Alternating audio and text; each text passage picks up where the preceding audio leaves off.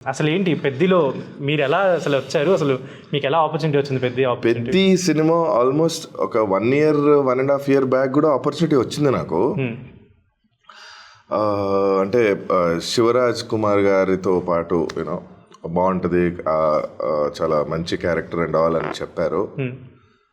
వెళ్ళాను, look test అన్నీ అయిపోయినాయి. తర్వాత ఇంకా నేనే ఐ వాజ్ బ్యాక్ ఆఫ్, అంటే ఇంకా ఇంకొంచెం మంచి క్యారెక్టర్ చేస్తే బాగుంటుంది అని చెప్పి వాళ్ళని రిక్వెస్ట్ చేసిన. సార్ నేను చేయలేను సార్, ఒక మంచి క్యారెక్టర్ ఉంటే చూడండి, అట్లీస్ట్ హీరోకి ఆపోజిట్ అయినా బాగుంటుంది, నాకు 1-to-1 ఉంటే బాగుంటుంది అని చెప్పి నేను రిక్వెస్ట్ చేద్దాం. ఫస్ట్ వచ్చిన రోల్ అయితే ఇది కాదు, చేయలేదు.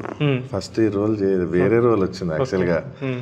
ఈ వాళ్ళతో పాటు అర్జున్ గగన్ వాళ్ళతో పాటు ఉండే రోల్ అనమాట. అది నేను చేయలేదు యాక్చువల్గా. ఏమో అది ఎలా ఉంటుందో నాకు తెలియదు, కానీ నాకు నెంబర్ ఆఫ్ డేస్ ఎక్కువ ఇచ్చేసారు, ఎన్ని రోజులు ఉంటుంది ఇట్లా బ్లాక్ చేసుకోవాలి అండ్ ఆల్.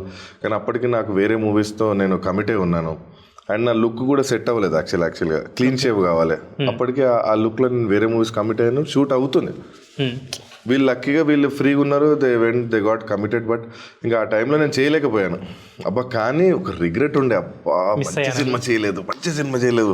హైప్ పెరుగుతుంది, పాటలు రిలీజ్ అవుతున్నాయి, అబ్బా నేను చేయలేదు. మా మేనేజర్తో సార్ ఏదో మిస్ అవుతున్నట్టు అనిపిస్తుంది సార్, ఏమో తెలీదు, బాగుంటుండొచ్చు సినిమా, మిస్ అవుతున్నా సార్ అనే టైంలో ఇంకేదో క్యారెక్టర్ కోసం చూస్తూ ఉన్నారు.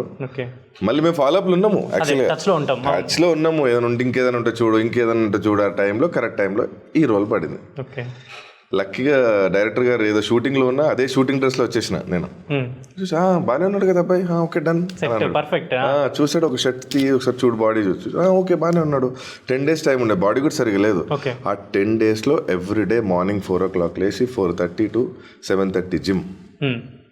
10 daysలో ఆ బాడీ తీసుకు 10 daysలో నేను చేసిన ప్రెషర్, నా బాడీకి ఇచ్చిన వర్కౌట్ ప్రెషర్ వల్ల ఆ మాత్రం ఉందని, లేకపోతే అసలు కష్టం.